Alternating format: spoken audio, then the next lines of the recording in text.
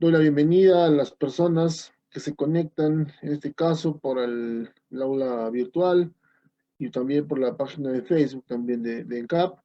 Bienvenidos, esto es un curso corto realmente.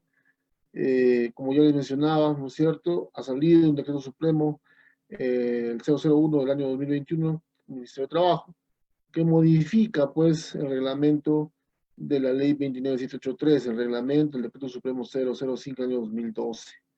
¿Ya? Vamos a analizar en tal caso, ¿no es cierto?, las modificatorias y vamos a interpretar, vamos a hacer ejemplos de lo nuevo, de lo que se puede presentar de aquí en adelante de acuerdo a esta nueva modificatoria.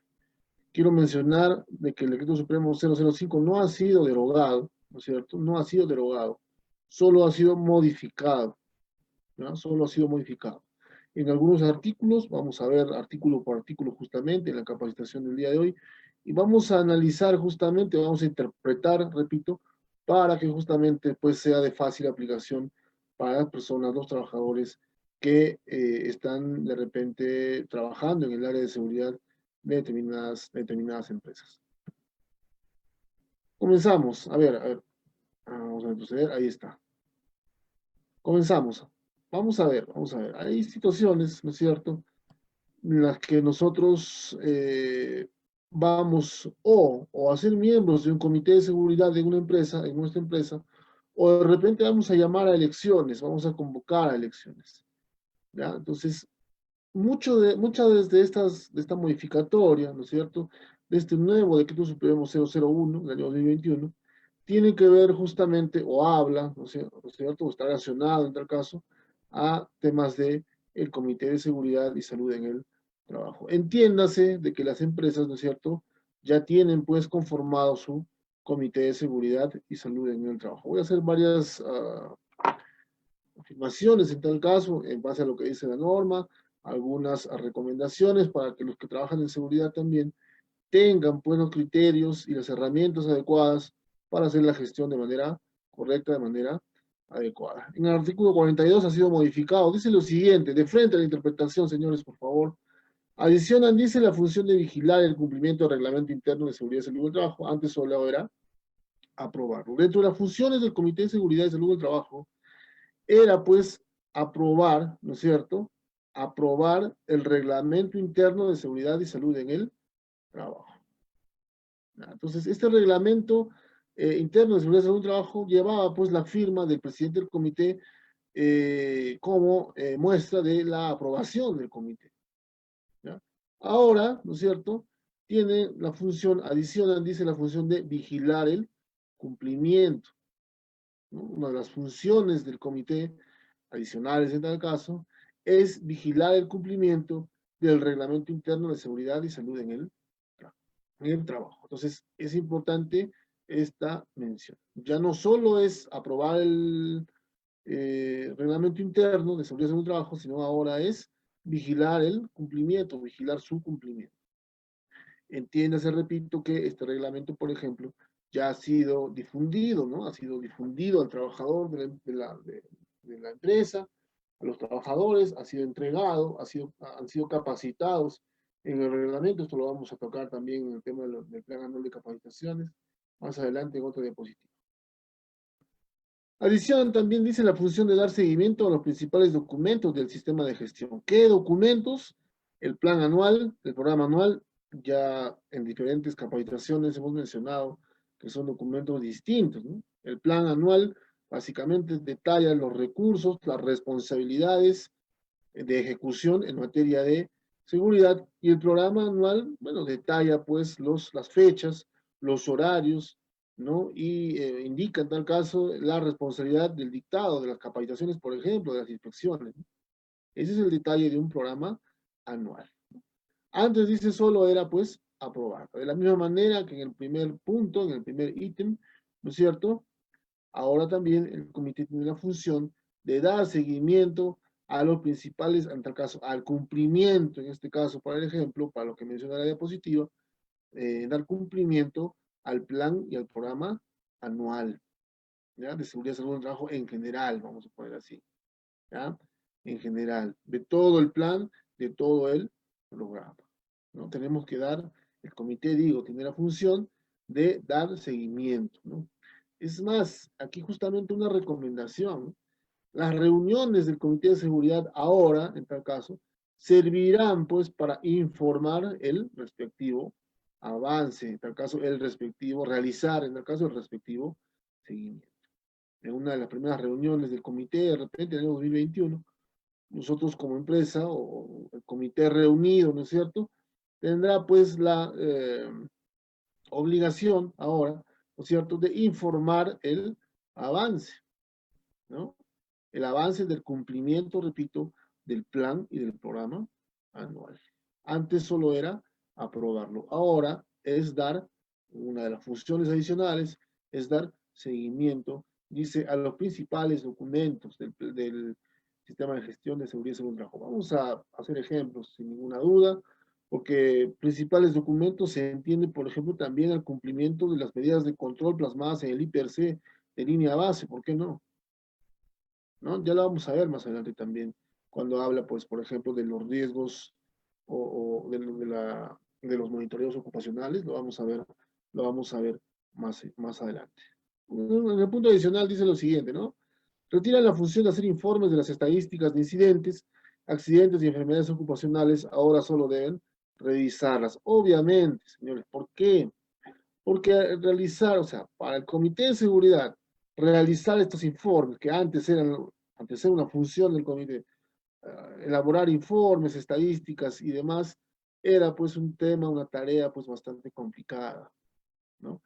Definitivamente ahora estos informes, estas estadísticas, si quieren llamarlo así, anuales, ¿no es cierto? La responsabilidad de elaborarlas recae pues en el área, concretamente en el área de seguridad, en el responsable de seguridad en un trabajo de la empresa, de repente un prevencionista de riesgos, un jefe de seguridad, ¿por qué no? Entonces, es un tema mucho más específico, si quieren llamarlo así, un tema mucho más especializado. Entonces, son funciones del comité que van cambiando. Repito, antes solo era aprobarlo, ahora es hacer el respectivo seguimiento. De repente en la sala, en la capacitación del día de hoy, nos acompañan de repente miembros del Comité de Seguridad y Salud del Trabajo de determinada empresa, ¿no? De repente en la parte final alguna consulta, con toda confianza, por favor, para responder, ¿no?, a las preguntas, a las inquietudes que ustedes tengan pues, como capacitados. ¿No? Entonces, importante esta primera diapositiva. En el artículo 49 también se modifica y menciona lo siguiente, ¿no? Elecciones del Comité de Seguridad y Salud del Trabajo especifican, dice, cuando el empleador debe organizar las elecciones son por dos motivos. Uno, ausencia del sindicato, o dos, sindicato no cumple con organizarlas dentro del plazo, que ahora es de 30 días. A ver, el reglamento, ¿no es cierto?, en la norma anterior, mencionaba que si la empresa cuenta o contaba con un sindicato, este sindicato era el que mandaba pues a las elecciones, sindicato de trabajadores, ¿entiendes? ¿No? El sindicato era el órgano de la empresa, en tal caso, que mandaba a las elecciones. Es más, si habían varios sindicatos de trabajadores, el sindicato con mayor número de trabajadores era el que mandaba a las respectivas elecciones. ¿Ya? Entonces, es importante mencionar esto porque en muchas empresas tienen su respectivo sindicato de trabajadores. Entonces, especifican, dice, cuando el empleador debe organizar las elecciones son por dos motivos. Cuando no hay sindicato, automáticamente quien manda elecciones es el respectivo empleador. Cuando no existe un sindicato dentro de la empresa, el mismo empleador, ¿cierto?, es el que manda a las respectivas elecciones. En todo momento, señores, tienen que, digamos, el comité de seguridad tiene que estar en funcionamiento. Si el comité de seguridad termina sus respectivas funciones, inmediatamente se tiene que mandar a elecciones. La norma te dice que el comité de seguridad tiene una duración de mínimo 1 año, máximo 2 años, ¿no? Entonces, acá también vamos a mencionar, pues, el tema de los subcomités, y más adelante lo vamos a ver. Dice, ¿no? El sindicato no cumple con organizarlas dentro del plazo, que ahora es de 30 días.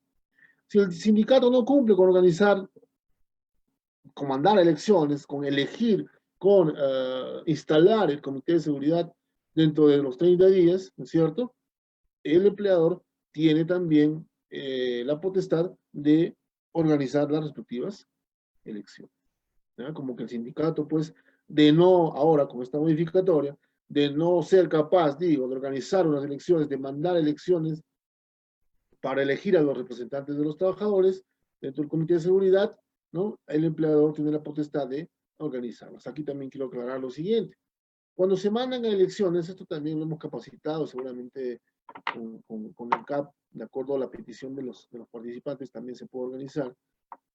Cuando se ha dictado pues, la capacitación del Comité de Seguridad y Salud del Trabajo, ¿no es cierto? Se ha mencionado muchísimos de estos temas. ¿Ya? Se han mencionado estos temas. Entonces, el sindicato, repito, tiene la potestad de mandar a las elecciones, ¿no? Si no logra, digamos, instalar el comité dentro de los 30 días ¿no? que se tiene para organizar, mandar las elecciones, el empleador es el que, ¿no? tiene la potestad, repito, de mandar a las respectivas elecciones del comité. Aquí quiero mencionar lo siguiente, les decía, cuando se realiza las elecciones del comité, estas elecciones se realizan para elegir a los representantes de los trabajadores, ¿ya? Dentro del comité de seguridad, obviamente, ¿no? Titulares y suplentes, ¿no? Las elecciones se realizan para elegir a los representantes de los trabajadores. ¿Ya?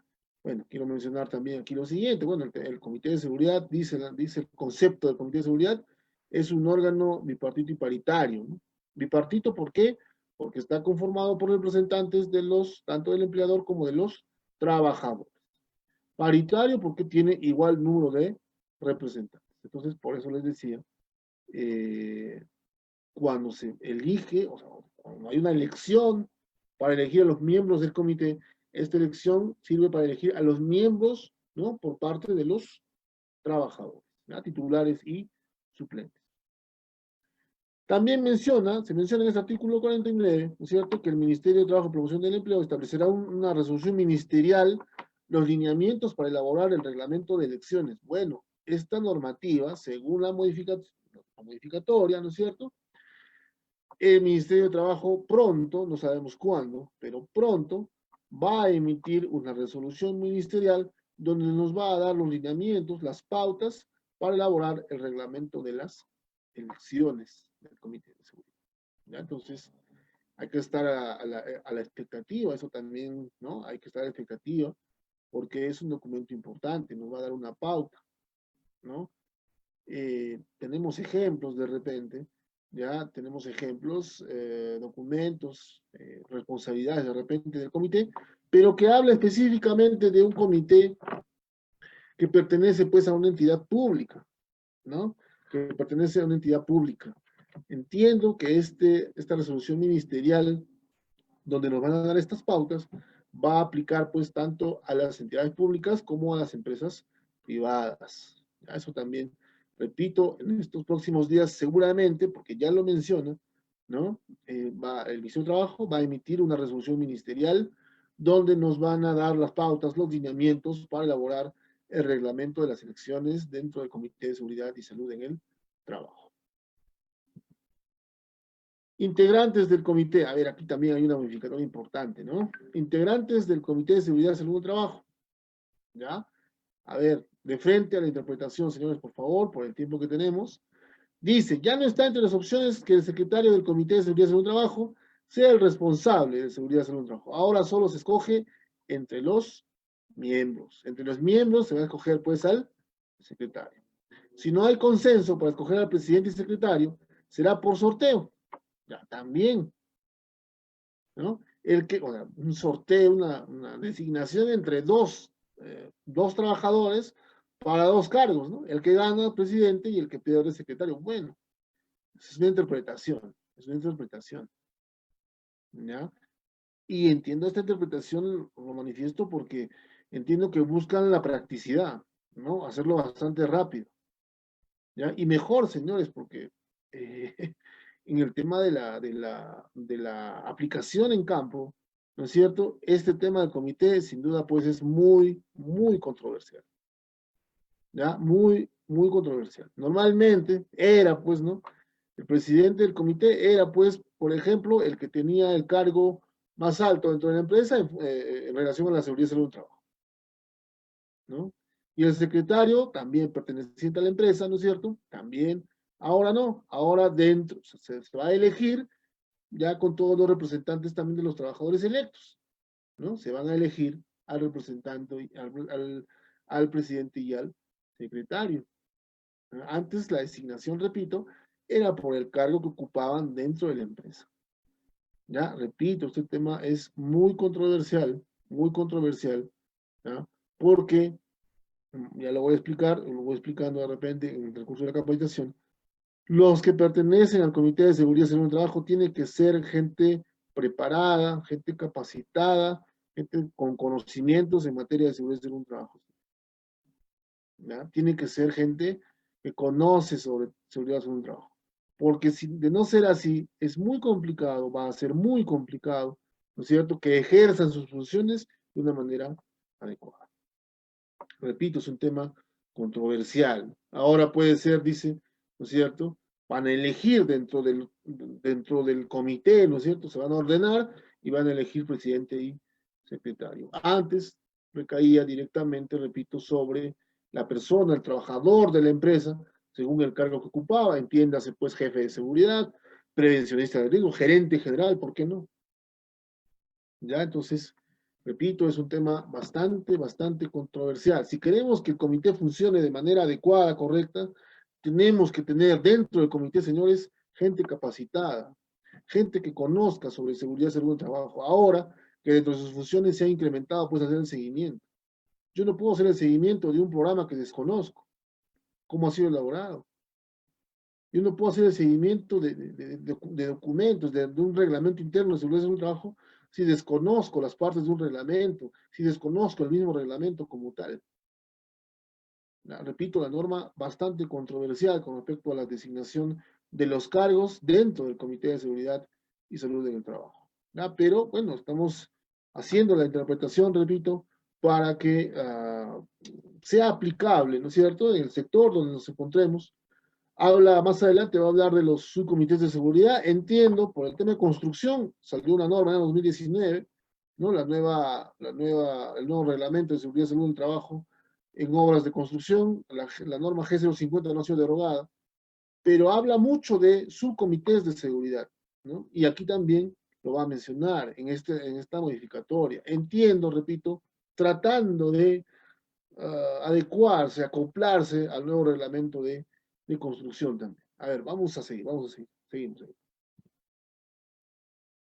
A ver, en el artículo 102, entrega de resultados de los exámenes médicos ocupacionales. A ver, muy importante, ¿ya? Muy importante, muy importante. Más adelante lo va a decir, ¿ya? Los temas médicos en relación a los exámenes médicos ocupacionales específicamente son pues de carácter privado, ¿ya? Son de carácter privado. A ver, dice lo siguiente. Precisan, en el artículo 102, se precisa el contenido del informe del examen médico ocupacional a entregar a los trabajadores. Ahora, además de los resultados, que deben ser en su totalidad, también se debe entregar el certificado de aptitud médico ocupacional para exámenes médicos de ingreso o periódicos. Y un informe si es un examen médico de retiro. Esto también tiene que ver, por ejemplo, con las clínicas ocupacionales. ¿Ya? Tiene que ver con las clínicas ocupacionales. ¿Por qué? Porque ahora están en obligación, si es un examen periódico o de ingreso, ¿no es cierto? Tienen que entregar un certificado de aptitud médico ocupacional. Y si es un examen de retiro, tienen que entregar un informe. ¿Ya? Tienen que entregar un informe. Esto, repito, para las clínicas ocupacionales, que básicamente son las empresas, ¿no es cierto?, que dedicadas en tal caso al análisis, ¿no es cierto?, a la evaluación médica de nuestros trabajadores. ¿Ya? La clínica tiene la obligación de ser un examen médico de periódico o de ingreso, dice, ¿no es cierto?, de entregar un certificado de aptitud médico ocupacional. Y si es un examen de retiro, de entregar pues informe, un informe médico. ¿Ya? Entiendo pues cómo sale el trabajador, ¿no? Y hacer de repente una comparación en función a sus exámenes periódicos, a su examen de ingreso. ¿Ya?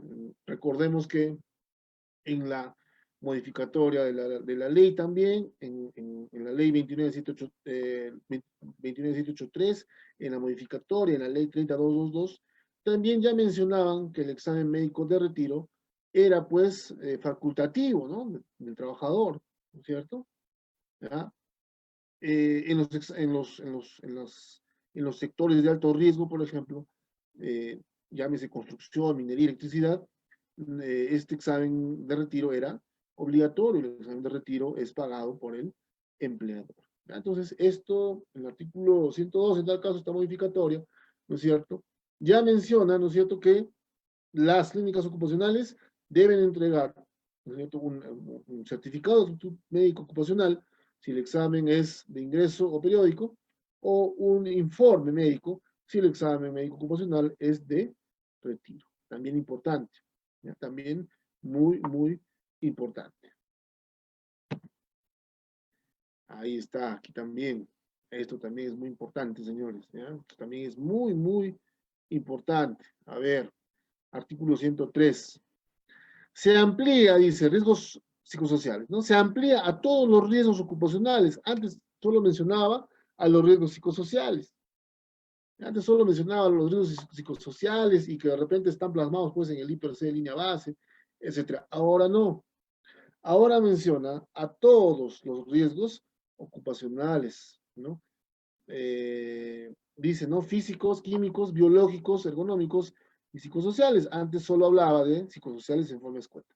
Especifica que las actividades de vigilancia de la salud incluyen los exámenes médicos ocupacionales y las evaluaciones cualitativas y cuantitativas, monitoreos de agentes ocupacionales. En otras palabras, señores, este monitoreo de agentes ocupacionales, llámese físicos, químicos, biológicos, ergonómicos y psicosociales, ahora, más que nunca, son obligatorios. Es más, dice, ¿no? En función del IPRC y de otros documentos, donde plasmemos justamente estos riesgos ocupacionales, ¿no? Normalmente, pues, en el IPRC de línea base, si yo hablo, por ejemplo, de estrés, si hablo, por ejemplo, de ahora con el tema del COVID-19, de riesgos biológicos, etcétera, ¿ya? Que normalmente van plasmados en el IPRC, en la medida de control del IPRC colocamos pues monitoreo ergonómico, ¿no? Monitoreo biológico, monitoreos psicosociales, ¿no? Que en su conjunto hablan pues en general, repito, de monitoreos ocupacionales. Ahora, antes era obligatorio, ahora con esta precisión, con esta especificación en tal caso, que deben ser monitoreados todos los riesgos ocupacionales, ¿no? Se vuelve mucho más importante. Y si lo colocamos en el IPRC de línea base, por supuesto, nos van a pedir ¿qué cosa? El cumplimiento. Si nosotros colocamos monitoreos ocupacionales como medida de control en el IPRC de línea base, obviamente nos van a pedir el cumplimiento. ¿Ya? Y esto, pues, es de vital importancia. Ahora, repito, no solo es los riesgos psicosociales como era en la norma anterior, sino se ha modificado y ahora habla básicamente de todos los riesgos ocupacionales. Además de estos resultados, dice, y acciones de mejora deben ser presentados al Comité de Seguridad, claro. Ahora el comité nos va a monitorear. El Comité de Seguridad va a hacer ¿qué cosa? Un seguimiento, como les mencionaba, pues, de los documentos más importantes del sistema de gestión. Uno de los documentos más importantes es el IPRC línea base, sin ninguna duda, ¿no? Entonces, ¿qué va a monitorear? O sea, ¿qué nos va a hacer el seguimiento el Comité de Seguridad? El cumplimiento de las medidas de control plasmadas, ¿dónde? En el IPRC línea base. ¿Qué medidas de control? Justamente, pues, la realización, la ejecución de monitoreos ocupacionales. ¿Ya? Señores, concretamente, interesante este tema. Así estuve analizando la normativa, esta modificatoria, justamente para brindar la capacitación de la manera más adecuada. Pero lo que está haciendo esta modificatoria es reafirmar mucho de lo que anteriormente ya se debería haber hecho, ¿no? Y lo está realizando porque justamente entiendo por la situación que estamos viviendo, por la situación de la pandemia, hay muchas medidas de control que tienen que ver con los riesgos ocupacionales de cada trabajador, ¿no? Según el puesto de trabajo, obviamente. ¿Ya? Entonces, lo está detallando, lo está especificando con esta modificatoria. Listo. A ver, uno más, vamos. Bueno, también aquí el tema de las capacitaciones, señores. ¿Ya? También aquí. Eh, bueno, menciona que las capacitaciones, también el artículo 27A, menciona que las capacitaciones deben ser de manera presencial en dos situaciones. Muy importante. En dos situaciones. Uno, dice, al momento de la contratación, cualquiera sea la modalidad de duración, ¿no? Se entiende, pues, la capacitación inductiva, la inducción de seguridad. La inducción de seguridad tiene que ser, ¿qué? De manera presencial. ¿Por qué? Porque la inducción se dicta, pues, en el lugar de trabajo, ¿no es cierto? En el área de trabajo para que los trabajadores conozcan, pues, sus peligros y riesgos a los que están expuestos. De manera virtual no va a ser de esa manera, no van a conocer el área, ¿no?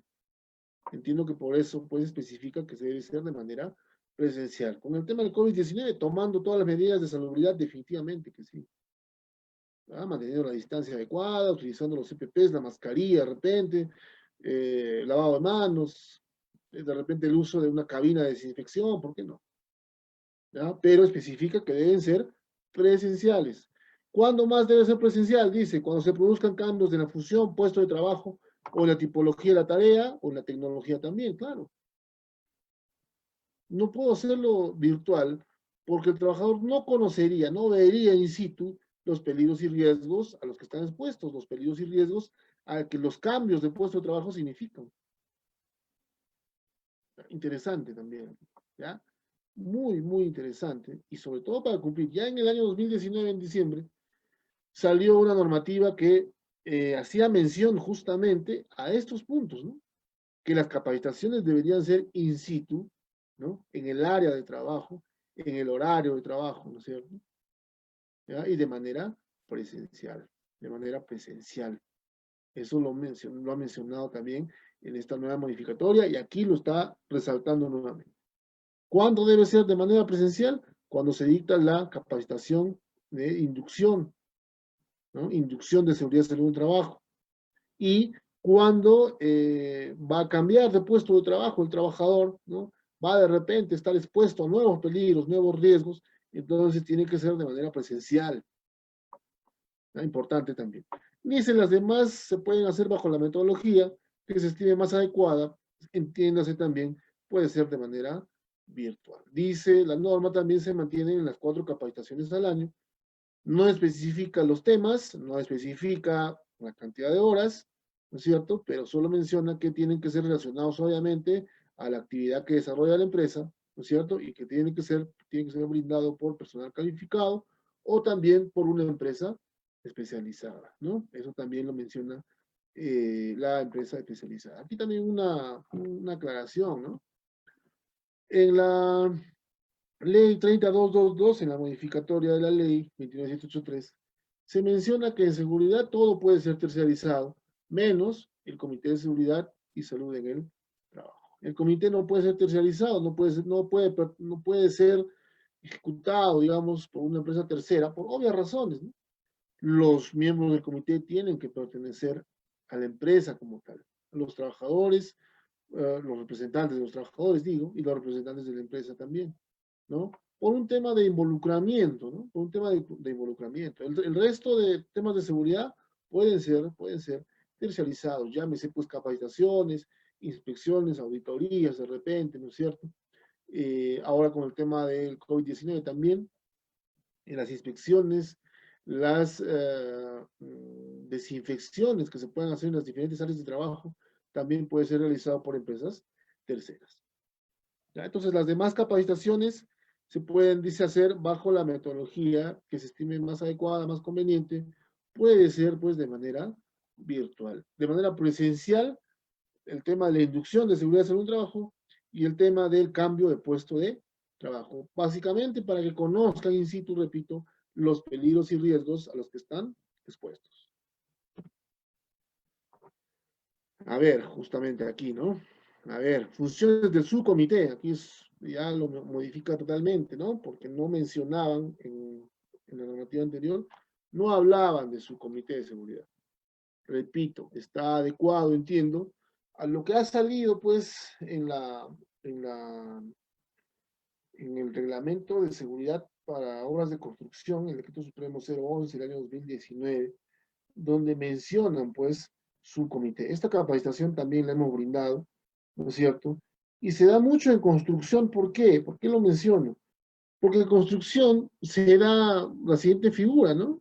La empresa puede tener un comité central, y dicho sea de paso, la responsabilidad total pasa por el comité central, en todo sentido, ahora lo vamos a ver, ¿no? Pero como es una empresa constructora, podría tener pues una obra de repente el comité central se encuentra en la ciudad de Lima, y de repente esta empresa constructora tiene pues varias obras en distintas ciudades del interior del país.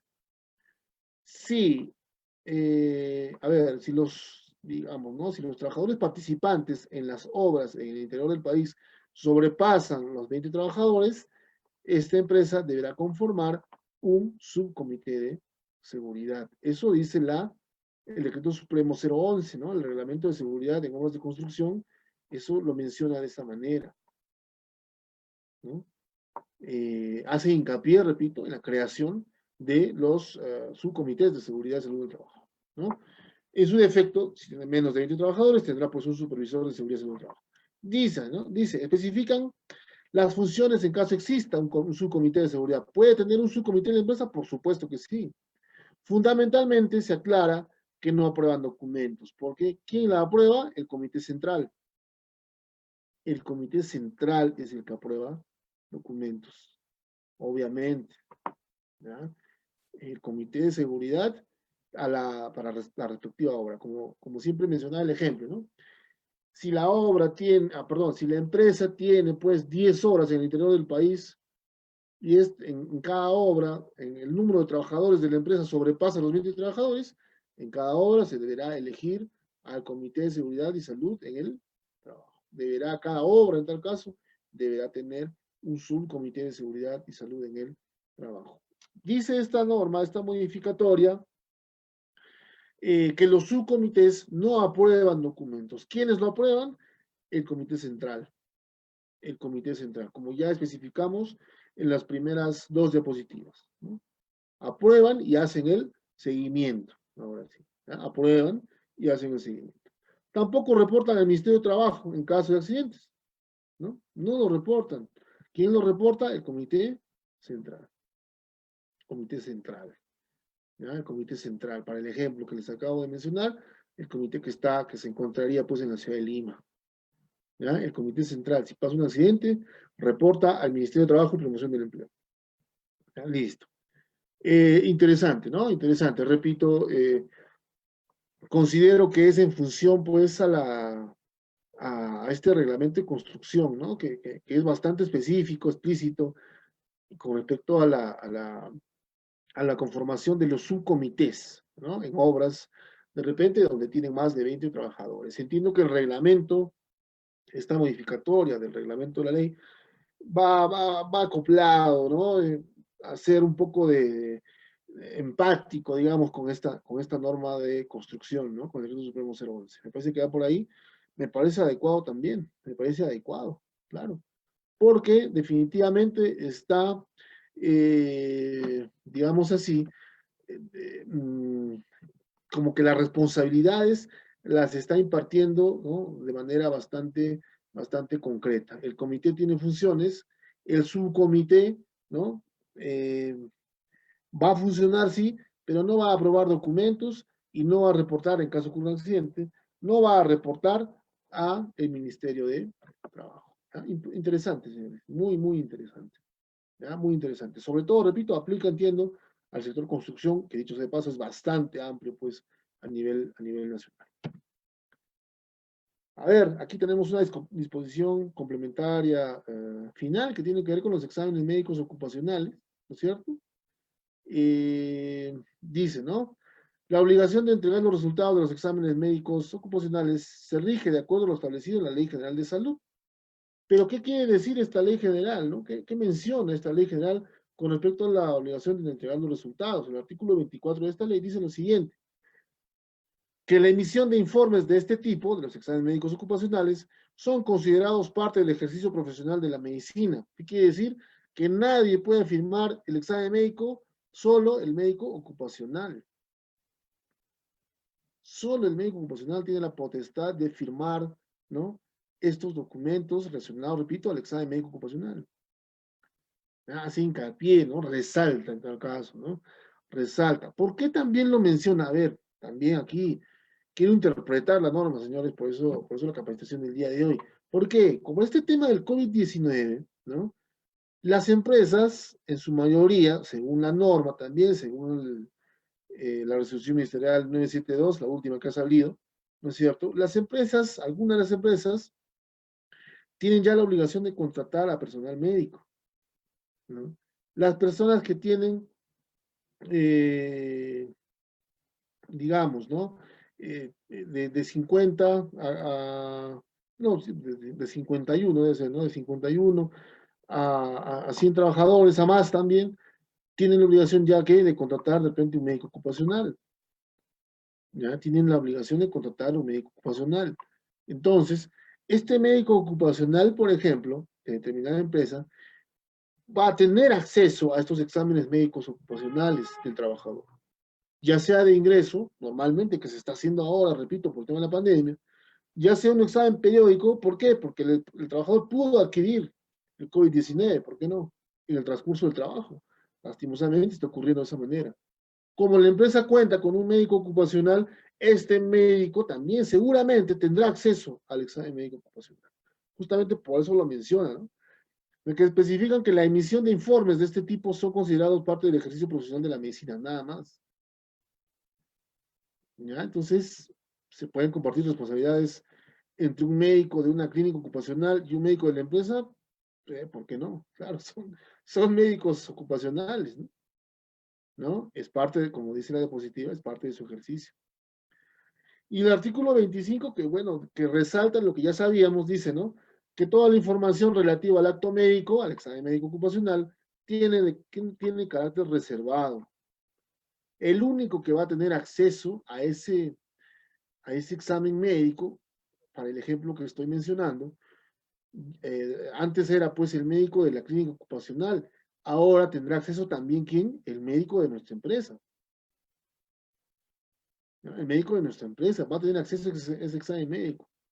Y obviamente, ¿quién más va a tener acceso? Pues el mismo trabajador, ¿no? Obviamente, ¿ya? Y que de violar este artículo implica responsabilidad civil o penal, además de sanciones éticas por el colegio profesional, en este caso por el colegio médico, ¿ya? Es interesante, es muy, muy interesante lo que se está mencionando. De alguna manera recalca, ¿no? Lo que de alguna manera se veía cumpliendo. Repito, porque ahora la figura es que muchas empresas han contratado ya a un médico ocupacional. Este médico ocupacional va a tener acceso, repito, a nuestros exámenes médicos. Bueno, el curso ha sido realmente corto. Espero que la interpretación de esta modificatoria del reglamento de la ley, ¿no es cierto? Son temas o puntos cortos también. Hemos tratado de explicarlo, especificarlo, ¿no es cierto? Dar algunos ejemplos. Como ya les mencioné, como hemos venido dictando el curso, tiene que ver pues sobre todo con el Comité de Seguridad, Salud y Trabajo, con los subcomités, con el tema de las capacitaciones y también en la parte final con el tema de los exámenes médicos ocupacionales. ¿Ya? Entonces, ha sido bastante corto, he tratado de ser un poco específico en el tema, de algunos ejemplos de repente,